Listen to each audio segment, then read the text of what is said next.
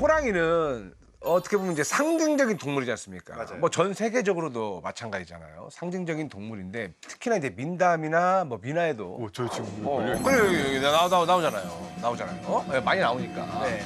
옛날에는 분명히 되게 많았을 거란 말입니다. 근데 이 친구들 다 어디 간 거예요?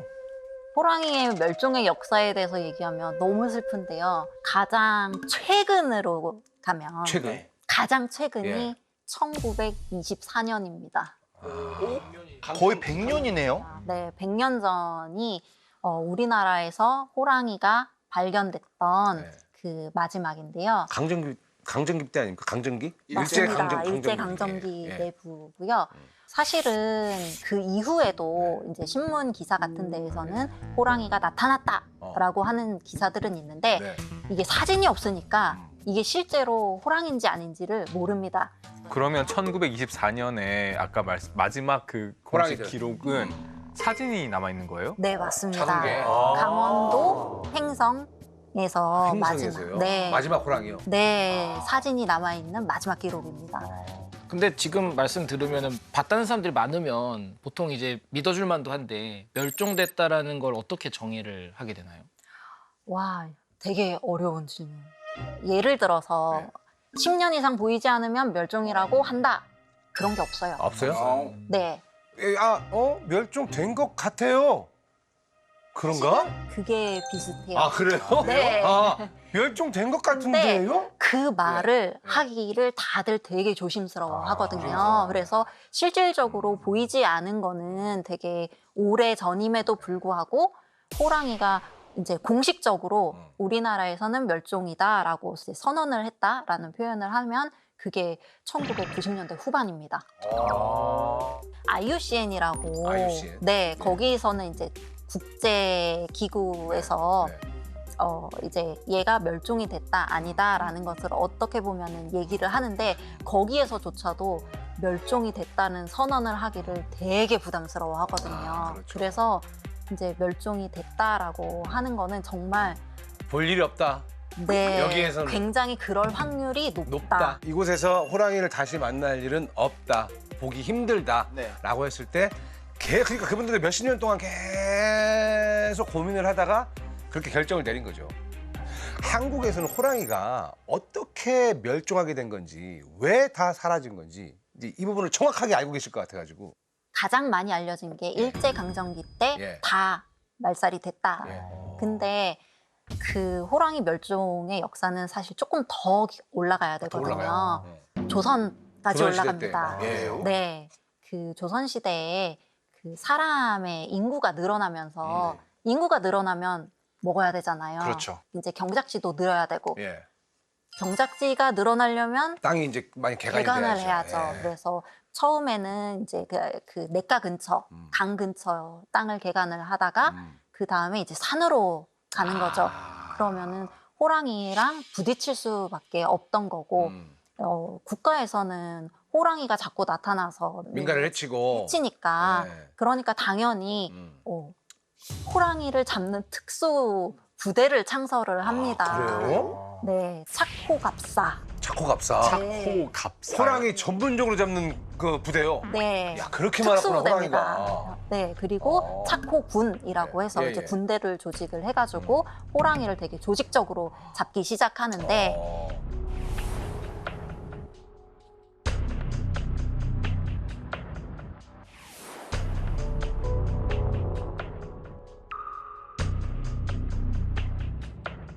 호랑이가 잡힌 기록들을 보면 예.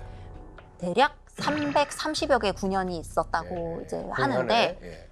1년에 그 군현당 세 마리의 호피를 진상을 해야 됐대요. 그러면 최소 진상을 해야 거의 되죠?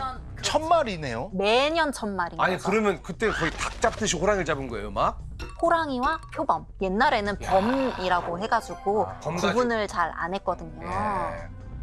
그러면 그거 가지고 이제 옷 같은 걸 좀 해입으려고 이렇게 잡을 수밖에 없었나요? 뭐 피해를 끼치는 것도 끼치는 거지만 민가에. 역사를 보면 예. 여러 가지가 있는데 이렇게 민간에 해를 끼치는 이제 그런 해수를 잡겠다라는 것도 있었고, 그리고 경제적인 효과도 있었던 거죠. 경제적인 효과요. 네. 팔았구나요.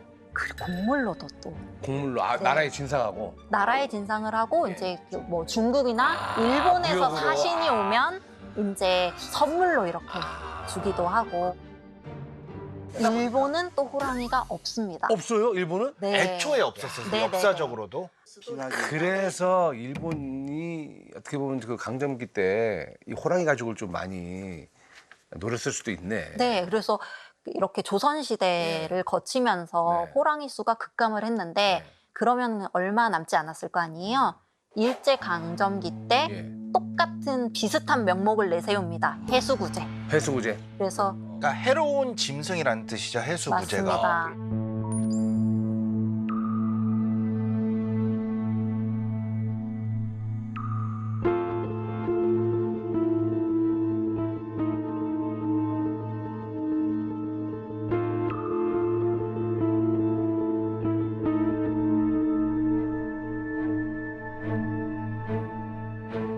이후에도 계속 사냥이 되고 모피를 하고 했던 게 호랑이 줄무늬는 다른 고양이과랑 좀 다르죠. 얼굴만 봐도 이 왕자가 여기 딱 써 있고 네. 그것 때문에 아마 진상해라 곡물로 바치고 트로피가 되고 이게 너무 잘나서 비극적인 운명으로 흘러간 것 같기도 해요. 예쁘니까. 그리고 또 얘는 산의 왕이니까.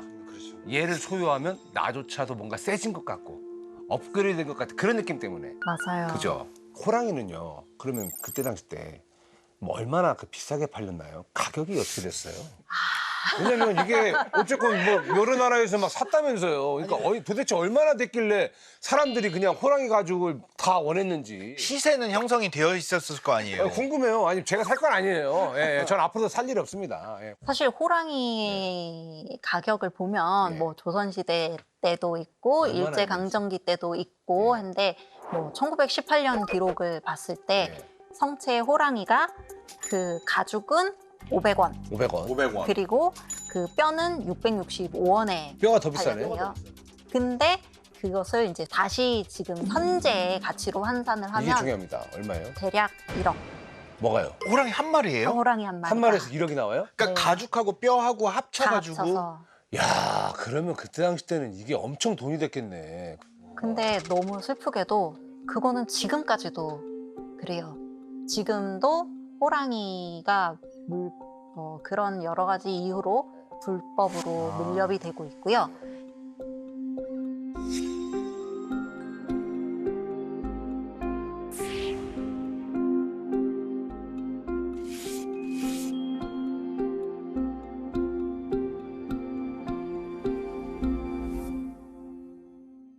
한국에서 호랑이가 이제 멸종이 됐는데 그럼 박사님은 호랑이를 어디서 어떻게 연구하시는 거예요? 이제 러시아랑 네. 공동 연구를 수행을 하고 있습니다. 아, 그러면은 박사님은 러시아에서 호랑이 연구를 하시면 그럼 러시아 호랑이를 연구하시는 건가요? 이게 유전 분석을 해서 네. 보니까는 러시아 호랑이랑 우리나라 호랑이랑 유전적으로는 동일하다라는 게 밝혀졌어요. 한 핏줄. 그러고 나서 보면 러시아 호랑이라고도 부르지만 보통 시베리아 호랑이라고 가장 많이 부르죠. 그렇죠. 시베리아.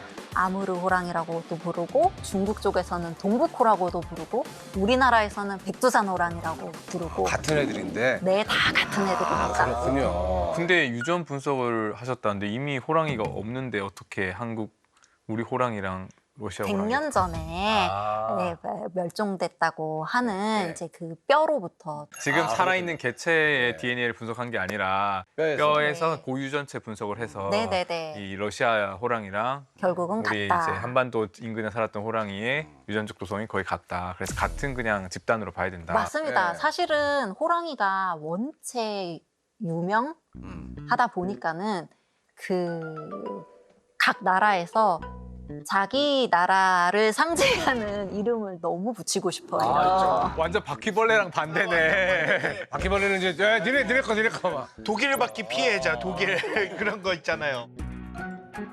아무르 호랑이라고 지금 하셨거든요. 아무르. 네. 아무르가 무슨 말이에요? 이게 좀 헷갈리는데. 혹시 흑룡강이라고는 아, 들어보셨을까요? 해룡장성. 네, 맞습니다. 그 흑룡강이 러시아로 불리는 거는 아무르강입니다. 흑룡강도 이제 러시아에서는 아무르강이라고 그래요? 그래서 맞습니다. 그래서 아무르강 유역에 서식하는 호랑이라고 해가지고 강유역에서. 그렇게 많이 불리고 있죠. 아니 근데 시베리아 호랑이가 제일 크다고 들었는데 그러면 이 아무르 호랑이는 같은 종이니까 사이즈가 어느 정도나 됐어요? 그 사이즈를 봤을 때는 대략 한 200kg 정도. 근데 200kg. 암컷은 성체를 기준으로 해서는 대략 뭐 180kg. 그래서 꽤 크고요. 그리고 이제 뭐 길이로 따지면은 뭐 2m 10, 20 뭐 이렇게 굉장히 크죠. 네. 근데 가장 북방계에서 살 수 있는 호랑이 유일한 아종이다 보니까는 또 털이 길어요. 그래가지고 더 부해 보인 털진. 털진. 네. 아종이라는 게 정확히 뭡니까? 아종. 종이라는 게 서로 같은. 그 교배가 네. 가능한 생물인데 네. 여기 이 개념에 지리적으로 격리가 되어가지고 이동이 없어서 어떻게 보면 조금 차이점을 나타낸 것, 예. 이제 이것을 아종이라고 구분을 하거든요. 예를 들어서 그 러시아에 있는 호랑이가 네. 그 인도까지 가는데 갈 수 있을까요? 어렵잖아요. 그렇기 때문에 이제 두 개가 다른 아종이다. 아종이다. 호랑이라는 종이 있고 이것을 이제 아종의 개념으로 이제 더 세부적으로 나누는데 전통적으로는 한 9개 아종으로 나눴었어요. 그 중에서 이제 뭐 자바 호랑이, 발리 호랑이, 호랑이. 카스피아 호랑이 세 종이 이제 멸종했다라고 보고 이제 나머지 뭐 말레이 호랑이, 인도 차이나 호랑이, 벵갈 호랑이 그리고 아무르 호랑이는 살아 있고요. 근데 또 재밌는 결과는 2017년에 IUCN 세계자연보전연맹에서 또 무전 검사를 쭉 했어요. 그래서 거기에서 분류한 거는 호랑이 아종은 2개다. 이제 2개예요? 네. 그래서 완전 줄어졌네. 대륙에 사는 호랑이와 섬에 사는 호랑이 이렇게 2개로 나뉜다. 그러면 이게 깔끔하네요, 근데 그거는. 지금 그 얘기가 나올 만한 게 이게 사실 그럼 이제 이걸 물어봐야 돼요. 그러니까 그 러시아에 있던 애들이 어쨌건 한국에도 들어와 가지고 백두산 호랑이 활동을 한 건데 얘네들이 최대 이동 거리가 어느 정도나 되는지. 왜냐면 이동 거리가 길기 때문에 막 이제는 2종으로 그냥 확 줄여버리는 게 아닌가. 예. 그것도 굉장히 좋은 말씀이세요. 예. 호랑이가 사실 이동할 수 있는 거리는 굉장히 넓어요. 보통 평균적으로 봤을 때 이동을 하는 게 한 300km 정도. 야. 근데 조금 더 용감한 이제 애들 같은 경우는 몸집이 큰 애들은 거의 1,300km까지도 이동한 기록이 또 있어요. 러시아 지금 호랑이가 가장 가깝게 살고 있는 접경 지역에서부터 예. 서울까지의 직선 거리가 대략 750km밖에 안 되거든요. 그러니까 그냥 좀 큰 애들은 그냥 산책 한번 갈까 하면 그냥 가는 거예요. 그죠? 근데 그 최대 이동 거리가 그렇게 길면 근데 이게 약간은 왕이 지방에 시찰 다니는 느낌이잖아요. 근데 왕은 주로 수도에 왕궁이 있는 곳에 머물잖아요. 그럼 호랑이가 그렇게 이동 거리가 넓고 영역이 넓다고 했을 때 그 영역 전체를 이렇게 돌아다니는 편인가요? 아니면 자기가 좋아하는 말하자면 성 같은 곳이 있고 여기 한번 갔다가 저기 한번 갔다가 하는 편인가요? 먹이 때문에. 되게 좋은 질문이신데요. 핵심 구역이 또 있습니다. 그러니까 약간 저기 뭐 서울 같은 데가 있는 거죠. 그쵸. 본인이 주로 시간을 보내는 지역은 있고 하지만 자기의 영역은 또 시차를 나갑니다. 그래서 대략 뭐 한 달 어간에 이렇게 쭉 영역을 돌면서 영역에 문제가 없는지 누가 쳐들어오지 않았는지 이제 이런 것들을 다 침범이 확인을 하는 거죠. 있는지 없는지 다른 애들 냄새가 나는지 안 나는지 그럼요. 계속 내 땅 관리를 하는 거구나. 그죠? 그럼요.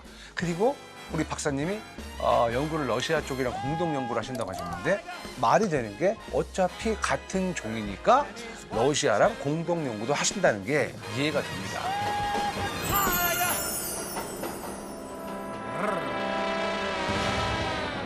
호랑이 연구를 하시면은 호랑이는 얼마나 자주 보세요? 놀라실지도 모르겠는데요. 네. 한 번도 없습니다. 호랑이를 만난 적이 없어요? 야생에서 없습니다. 근데 그것도 이해가 되는 게 야생에서 보면 안 되는 거 아니에요? 야생에서 보셨으면 여기서 안 계시죠? 그쵸? 아니 근데 어떤 뭐 예를 들어서 뭐 어디 어느 장소에서 뭐 관찰이라도 좀 했을 수도 있거나. 사실 네. 호랑이와 제가 만났다는 것은 서로에게 비극 시나리오거든요. 아, 그래요? 왜 서로에게요? 일방적인 비극 시나리오가 될 것 같은데. 저도요. 호랑이 같은 경우도 네. 이제 사람을 공격하거나 가축을 공격하는 호랑이들은 보통은 그 먹이를 구할 능력이 없거나 힘든 상황에 처한 애들이거든요. 그래서 안 보는 게 서로에게 좋다. 꼬리라도 멀리서 꼬리라도 헝 약간 하면 꼬리가 이렇게 언뜻 싹 지나가는 뭐 그런 실루엣이라도 본 적이 없었어요? 겨울에 어느 날 그 호랑이 이제 조사를 같이 나갔는데 너무 큰 발자국이 정말 프레시하게 찍힌 발자국이 있는 거예요. 얼마 이 안 된 발자국이. 네네. 발자국 있는데 이렇게 눈 만지면서 3시간 정도 된 것 같은데 이런 거 하셨어요? 아니죠. 그랬는데 그러고 나서 카메라 트랩이라고 하는 무인 센서 카메라를 봤는데 1시간 전에 지나간 거예요. 1시간 전에. 그러면 대략 1, 2km 반경 내에 있다는 거거든요. 그럼 쫓아가야죠. 그렇다는 건 도망가야죠. 호랑이가 저희를 인지를 하고 있다는 거라서 그 얘기를 듣는데 저 정말 난생 처음 설레었어요?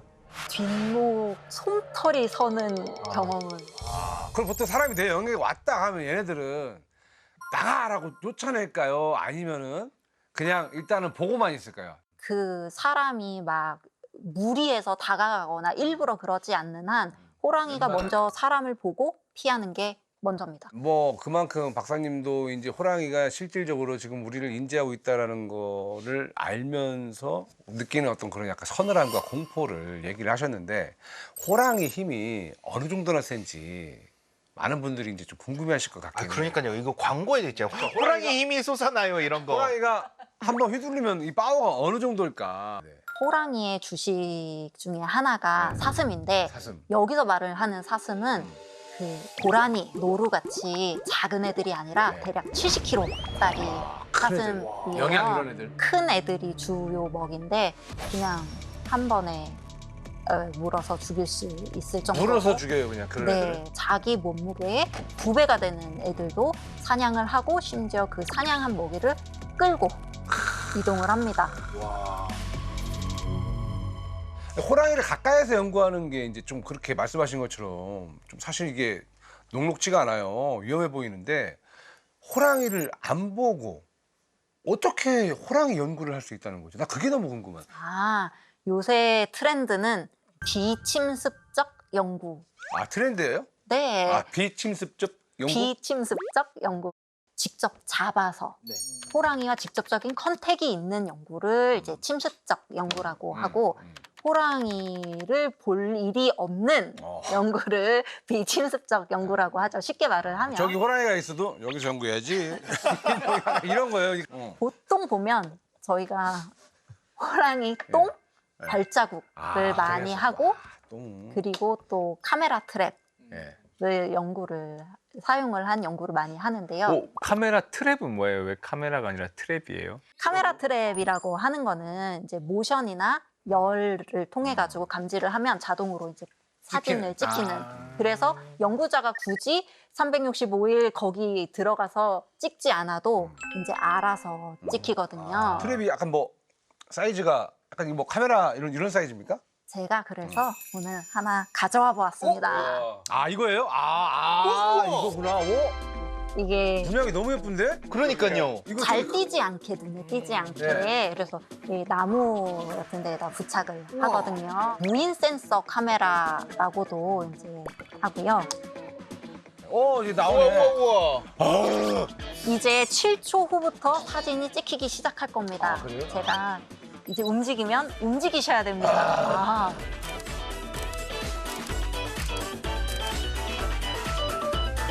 발라버려.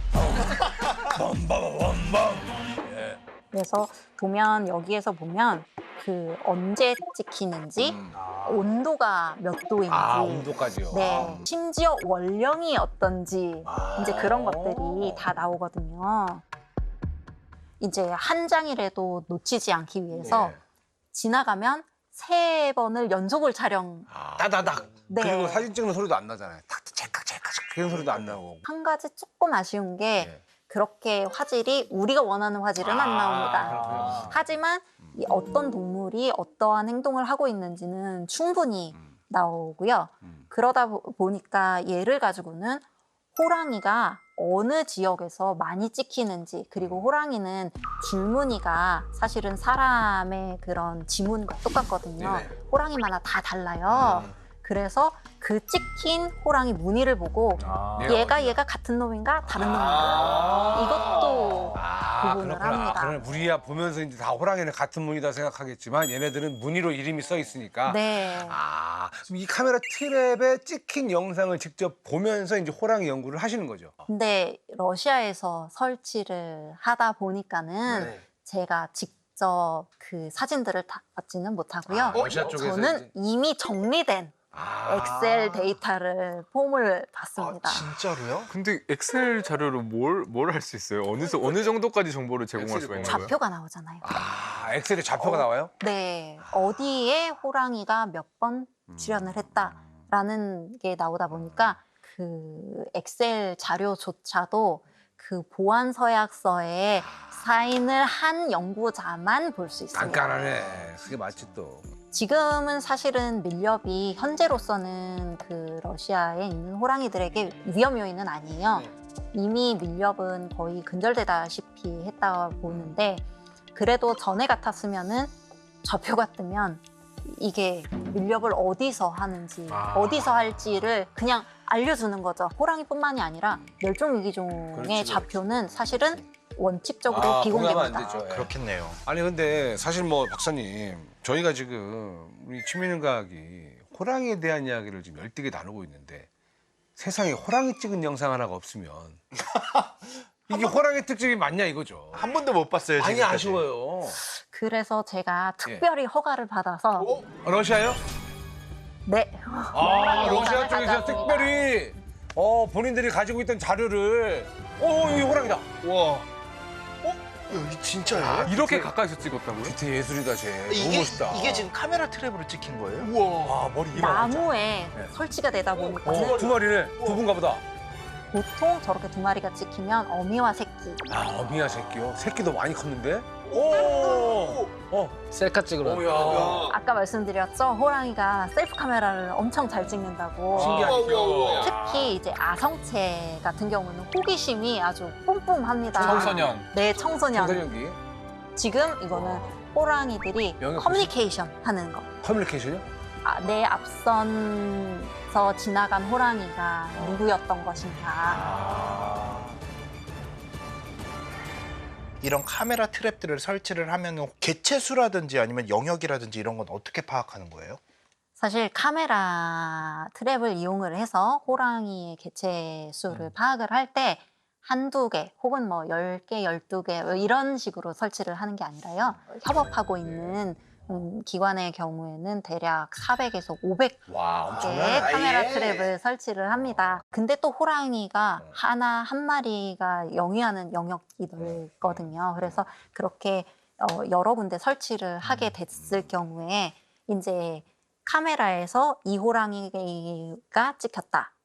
그리고 이 찍힌 호랑이가 저쪽에서도 찍혔다라고 하면은 이제 캡처, 리캡처라는 방식이 있거든요. 기본적으로는 개체 수가 많으면 찍히는 호랑이마다 사실은 첫 캡처, 첫 셀카일 가능성이 크고 네. 개체 수가 적으면 찍혔던 애가 또 찍히는 빈도가 높아지니까 맞습니다. 그걸 모델링해서 맞습니다. 얼마나 맞습니다. 한 번 찍혔던 애가 자주 찍히는지 네, 그 맞아요. 비율을 계산하면 전체적인 추정이 되는 거죠. 맞습니다. AI가 다 해주는 거 아니에요? 사실 그러니까 AI를 통해서 얘 줄무늬로 그 얘가 같은 애다, 다른 애다라고 하는 거는 사실 되게 오래전에 됐어요. AI라기보다는 그때 당시에는 이제 이미. 머신러닝이었죠. 그래서 그거를 구분하는 게 사실은 문제가 아니라 좌랑 우 무늬가 다르다 보니까는 좌우가 달라서 네, 그런 것들을 구분을 해줘야 되는 게 좀 디테일하게 더 해야겠네요. 네, 문제인 거고 그래도 그런 모델링을 통해서는 이제 개체수 추정이 가능해서 되게 유용하게 쓰고 지금 있는 아까 거죠. 복원에 어느 정도 성공을 하셨다라고 그랬는데 그러면 개체수가 뭐 얼마나 지금 확보가 됐다고 보고 계세요? 1940년대부터 얘기를 하자면 그때 겨우 막 20마리 이랬다고 말씀드렸잖아요. 작년 기준으로 750마리. 점점 늘고 있네요. 네. 보전이 돼가고 있네요. 네. 근데 이제 그렇게 개체군이 커지면 사실은 걔네들이 잡아먹는 동물들도 늘어날 텐데 호랑이 하나를 지탱하려면 먹이 사슬이 어느 정도가 돼야 되는 거예요? 호랑이 한 마리가 보통 70kg짜리 그 사슴을 70마리 정도가 연간 필요로 해요. 호랑이가 1년에 섭취해야 될 사슴량이 70마리. 70마리가 있는데 70마리만 있으면 뭐 호랑이가 먹으면 다 멸종을 하니까 멸종이 안 되려면 대략 한 호랑이가 테이크하는 게 대략 10% 정도 되면 사슴도 유지가 될 것이다. 그래서 그거를 다시 치환을 해보면 호랑이가 한 마리가 필요한 사슴이 대략 700에서 1000마리.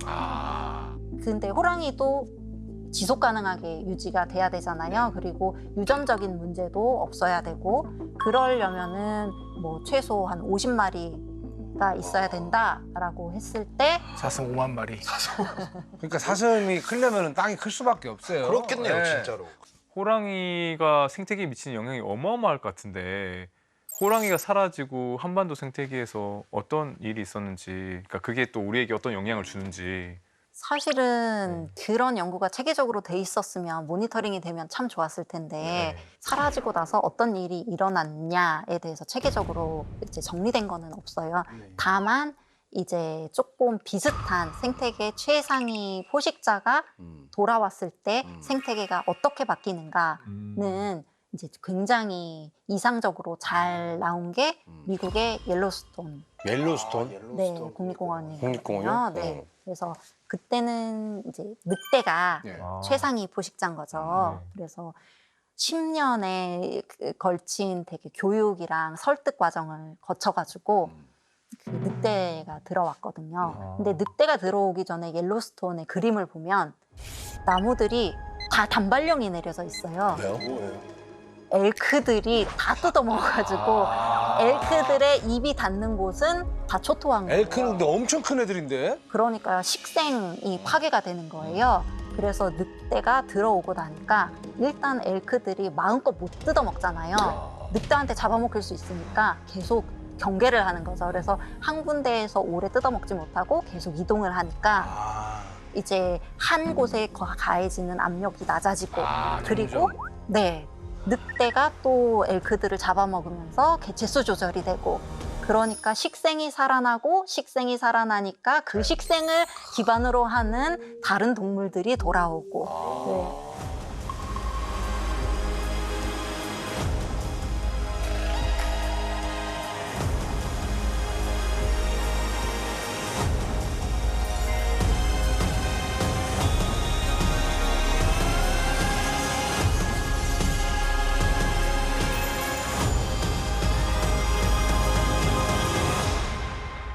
아니 근데 계속 얘기를 들어보면 좀 우리 박사님이 좀 서글프시겠다. 왜냐하면 연구 환경이 좀 어려워 보인다. 차라리 그쪽이랑 좀 딜을 해서 그냥 한 마리 데려와서 박사님 앞마당에서 그냥 호랑이랑 같이 이렇게 연구도 하시고 친구도 하시고 사슴 좋지 1000마리나. 않나요? 와우. 타이거 제이. 예. 어떨까요? 예. 사실 호랑이가 네. 있으면 뭐 좋겠지만 사실 호랑이가 가지는 그런 위험성 리스크요? 때문에 굉장히 호랑이의 뭐 복원 이런 거에 대해서는 조심스럽고요. 저는 기본적으로는 호랑이를 인위적으로 복원을 하는 거에는 반대 입장입니다. 인위적으로 복원은 반대다. 자연이 아니면. 네네네. 왜냐하면 어떤 동물을 복원을 했을 때에는 그 동물이 그 생태계에서 역할을 충실히 하기를 바라는 게 기본적인 마음이잖아요. 그렇죠. 근데 호랑이 한 마리, 두 마리를 데려와가지고 산에 풀었다고 해서 얘가 그 생태계에서 영향을 할 수 있느냐? 적응하냐? 그건 네, 또 다른 그것도 문제고. 문제고 그 다음에 한두 마리가 있다 보면은 결국 계속 근친이잖아요. 그러면은 얘한테도 안 좋은데 안 좋다. 그러면은 다 좋게 하려면 50마리가 필요한데 우리가 50마리를 감당할 수가 없겠죠. 아, 우리가 50마리를 산에다 푼다, 호랑이를. 그러면 일단 기본적으로 아웃도어 시장이 끝날 겁니다. 등산복 매출 수직 하락. 등산하는 사람이 없을 거래 아마. 그렇죠. 그리고 지금 되게 잘 말씀해 주셨듯이 우리나라 그런 등산 문화를 보면 정말 안 가는 곳이 없으시거든요. 그렇죠, 맞아요. 근데 호랑이가 있다. 그러면은 호랑이와 사람이 만날 수 있는 확률도 높아지고 높아지니까. 그러면 불미스러운 일이 발생을 할 수 있는 고속도로 운전하다 보면 야생동물 출몰 주의구간이라고 하는 데서 호랑이가 나온다는 거잖아요. 나오죠 이제. 어디든 나올 수 있다라는 건데 지금 호랑이 있는 나라들이 혹시 어떤 호랑이 때문에 겪고 있는 문제들이 있을까요? 사실은 그게 딱 제 박사과정 전공이었어요. 호랑이와 인간과의 이제 갈등. 그리고 제가 이제 중국에서 일을 호랑이 보전 활동을 했을 때에도 네. 그게 저의 메인 업무였었고요. 호랑이가 어떻게 보면은 치상이 포식자잖아요. 그럼요. 가장 흔하게 발생하는 게 가축 피해. 가축에. 네. 뭐 특히 소. 그렇겠네. 소 같은 경우는 이제 호랑이 보호구역 내 혹은 그 인근에 방목이 되는 경우가 되게 많았어요. 그러면 호랑이한테는 어떻게 보면은 스테이크하우스죠 완전히 그냥. 그렇죠. 공짜 스테이크. 심지어 움직임도 느려. 너무 좋은 거죠. 그리고 이제 더 해서 사람들 이제 인명 피해까지도 그렇죠. 이제 사람이 다치는 경우도 발생을 하고 있거든요. 그래서 되게 쉽지 않은 상황이고 제가 처음에 중국에 가게 됐을 때 너무 꿈에 그리던 호랑이 보전 프로젝트를 참여하게 돼서 너무 좋았거든요. 감개가 무량하실 것 같아요. 너무너무 좋아가지고 막 설레는 마음을 막 끝까지 안고 딱 첫 마을에 갔어요. 첫 마을에 갔는데 이장님이 바로 버럭 화를 내시면서 지금 우리가 호랑이 때문에 얼마나 많은 피해를 받고 있는지 아냐, 나가라고 하셔가지고 마을에 도착한 지 5분도 안 돼서 쫓겨나서 눈물이 그렁그렁 해가지고 나왔거든요. 이분들 입장에서는 야 니네가 지금 우리한테 피해를 주고 있는 호랑이를 보호하자고 왔다고? 하니까 이제 화가 나는 거죠. 그쵸. 서로 이제 이해가 다른 거야. 맞습니다. 하지만 이제 그런 것들을 또 풀어 나가야 되는 게 저의 일이었고요. 곰곰이 생각을 하다 보니까 약간 그들도 교육이 되게 중요하지 않을까라고 해서 그들의 자식을 공략을 하자 해서 소학교에서 이제 무료 영어 강습을 시작을 했습니다. 에듀케이션으로 파고 들어갔네. 그래서 침투. 하지만 거기 모든 사람한테 할 수는 없으니 호랑이 피해가 많은 지역에 거주하고 있는 학생들 우선으로. 이게 바로 침습적 교육이죠. 네, B가 아니라 침습적 교육. 근데 들어가는 거야. 이거는 진짜 침습적으로 이거는 해야지만. 침습으로 가야 되거든요. 네. 직접적으로 꽂아야 돼요. 그렇게 해가지고 그러다 보니까는 예, 열려요. 쫓겨난 마을 있잖아요. 그 마을을 딱 6개월 뒤에 다시 갔거든요. 갔는데 아이고 선생님. 우리의 영어가 많이 늘었어요. 이러면서 그러면 그렇게 그분들한테는 이제 호의적으로 바뀌셨고 그분들은 그러면 반대로 이제 우리 박사님한테 어떻게 협조를 좀 해주시던가요? 사실 제가 그분들한테 바랬던 것들은 그렇게 큰 것들은 아니었어요. 시작은 사실은 신뢰 관계를 쌓는 게 중요하잖아요. 그래가지고 교육을 할 수 있는 기회를 저는 달라고 한 거고 호랑이 교육을 하는 거죠. 호랑이가 있는 곳에 들어갈 때는 어떻게 행동을 해야 됩니다라는 교육. 그리고 호랑이 피해를 받았으면 어떤 절차를 밟으셔야 됩니다. 이제 이런 교육들을 하니까 너무 좋아하시더라고요. 야, 아니 근데 과학자가 뭐 이런 얘기까지 해야 되나? 예, 이런 거는 보통 이제 봉사단체라던가 아니면 이제 공무원분들이 좀 나서가지고 해야 되는 거 아니에요? 결국은 뭐 보전생물학의 가치가 그렇듯이 목적은 호랑이를 어떻게 하면 잘 보호를 할 수 있을까? 그것을 위해서라면 뭐 인문학적이든 아니면 사회학적이든 어떤 툴들을 써서라도 해야 되는 게 저의 임무인 거죠. 박사님이 그 우리 취미과학에서 지금 호랑이 이야기를 들려주는 것도 보전 생물학자로서 임무 수행이라고 볼 수도 있겠어요.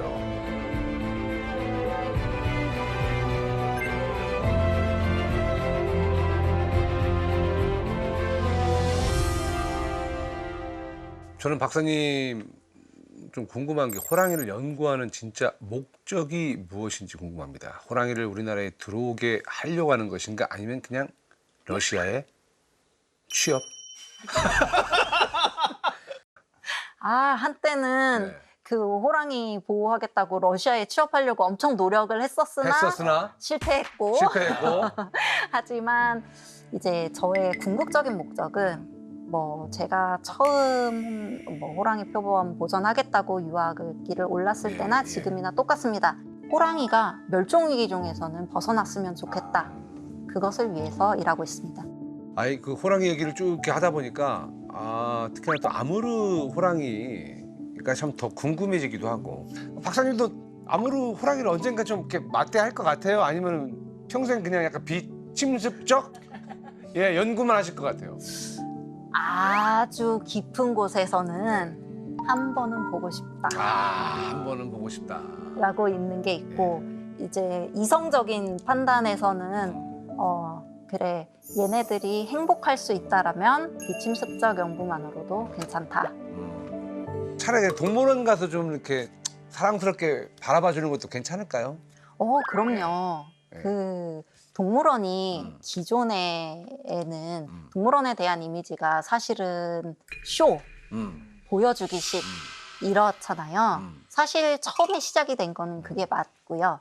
하지만 지금은 역할이 굉장히 많이 바뀌어가지고 서식지 외보전이라는 기관으로서의 역할도 수행을 하고 있거든요. 그래서 동물원에서도 딱 보호를 되게 체계적으로 하고 있어요. 그래서 얘네들은 함부로 결혼도 못합니다. 그래요? 그래서 연초에 얘의 그 결혼 스케줄이 쭉 나옵니다. 그 호랑이들 나는 솔로 하는 거네요. 네. 그래서 누구는 어느 동물원에 누구와 결혼.